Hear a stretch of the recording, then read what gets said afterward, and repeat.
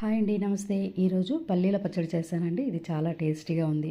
ఇది అన్ని రకాల టిఫిన్స్ లెక్కే కాకుండా జొన్న రొట్టెలు, చపాతీ, పూరి, దోశ, అలాగే rice items, bagara rice, colour rice, white rice అన్నిట్లో కూడా చాలా టేస్టీగా ఉంటుందండి. దీన్ని మనం చాలా ఈజీగా ప్రిపేర్ చేసుకోవచ్చు.